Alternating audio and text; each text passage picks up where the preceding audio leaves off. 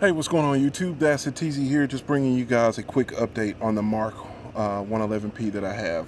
Been getting a lot of questions about it. I wanted to do a full update video, guys, so you can see. Also answer some questions as far as how PWS rifles work. A lot of people have been asking me questions about PWS, and also I want to dispel some myths as far as some of the things that people have been saying about them. I've seen them in previous videos and comments and things like that. So here it is. The upper is a PWS Mark 111P. I've been running it with a Bushmaster XM15 registered lower that I have had for years. One of the things that I love about PWS is the long stroke gas piston system that they have. And if you're not familiar with it, a lot of gas piston rifles out there, AR-15s, use a short stroke gas piston. So the gas expanding behind the bullet hits the gas block. That gas block hits an operating rod, and that operating rod will then strike a flat surface on the bolt carrier group, usually right here where the gas key would be located on the DI gun. And then that will push the system back and cycle the bolt. Well, what PWS has done, instead of adding the op rod in and piston head and all that kind of stuff, they basically taken the guts from an AK-47 and applied it to the AR-15. So they have a long stroke system. And what you have here is a single gas to metal interaction where the gas hits the gas block and then strikes this piston head. The piston head will then cycle the bolt back. Now, this gas does not redirect into the upper receiver or anything at all. It's directed out of a hole that's placed in the tube that the operating rod sits in. In previous videos, I got a lot of questions and comments about this actually breaking. A lot of people were concerned about this actually breaking, but it rods in a tube, so there's actually really no way to actually break it. What could happen is you might have an issue with the piston head. The piston head is removable, so I'll show you guys here. The piston head comes right off. So for instance, if you've got a couple of PWS rifles, maybe a bolt goes down or something like that. Let's say you've got an 18-inch gun, it's got a slightly longer gas system, got a slightly longer op rod or piston head. You can actually take that off and switch it with this right here, and so now you can change out your bolt carrier group. But as far as breaking, I haven't seen any. I haven't seen anything in forums or anything like that of actually this breaking. So for the most part, you're going to be okay, and hopefully that will dispel any myths or any things out there like that. Also, a lot of people say that it's just more moving parts. Well, about the only moving part that you have added to the system is the piston head. And as far as it operating, you still have a single gas to metal interaction. So you don't have a gas to metal, then metal to metal interaction like what you would have in your short stroke gas pistons. So in the AR field, I'm not talking about SCARs or ACRs or anything like that, but in the AR field, it actually allows the system to be lighter, because this is all you have. You don't have a bunch of moving springs and things like that up in the front of the forearm. So that's one of the things that I absolutely love about PWS, and having used their rifles before.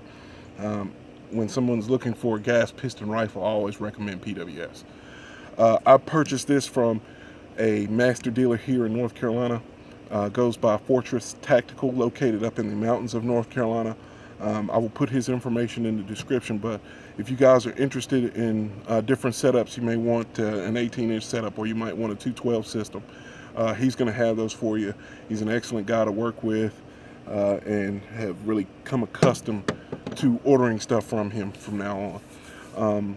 One of the features and one of the things that I also love about this rifle is running it suppressed. And I typically run all my rifles suppressed. The BCM 11.5-inch gun that I had was awesome, but running it suppressed for so long, I did notice an increased wear in some of the parts.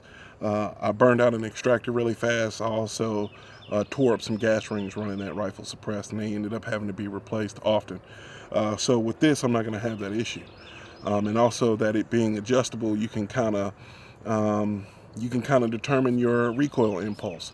and then getting into the recoil impulse because of how PWS has their system set up. When you shoot this gun, it feels like a DI gun. It's going to feel exactly like a DI gun. You know, some pistons, they have a slightly different kick to them, but PWS rifles have a DI feel to them, which is one of the things that I like as well. This gun in particular, well, their Patrol Series rifle now come with a 3-dot gas setting. So, and I'll show you guys here. You can see I've been running this suppressed in a 3-dot gas setting, which is the lowest setting for gas. And really, PWS recommends that you run a heavier load, but I've been running suppressed with it, so I'm getting a little bit more back pressure. So I can actually run 55 grain ammunition through it just fine, and this rifle has cycled awesome. Very, very light recoiling gun because of that, and I'm just really happy with it. So that's pretty much the PWS. As far as the optics go, you guys know I've been running variable powered optics for a few months now. I had the Vortex Strike Eagle 1-6. I actually had a Vortex 1-4 that was different than this, and I was able to switch it out for this one. This Vortex has the cap turrets, and most of the Vortex Vipers I see have the open adjustable turrets, which are great, and they have the shim kit and everything like that. This is so much easier to zero. You also don't have to worry about knocking it off of zero. If you're in a 3-gun or something like that, you can cap these turrets, and I'll take these off so you guys can see. And I have it zero, so I'm not going to take the scope off, but you essentially set your zero, and then you can take this right here and put it into your place so that when you need to make any adjustments, you can return to zero. So I absolutely love the cap version of the Vortex Viper PST. I've just got a cheap Weaver mount scope here. I'm going to be putting the American Defense one on here as well. And that's pretty much it, guys. I hope you enjoyed the video. If you have any questions or comments, feel free to leave those below. Like I said, PWS makes some of the best gas piston rifles out there.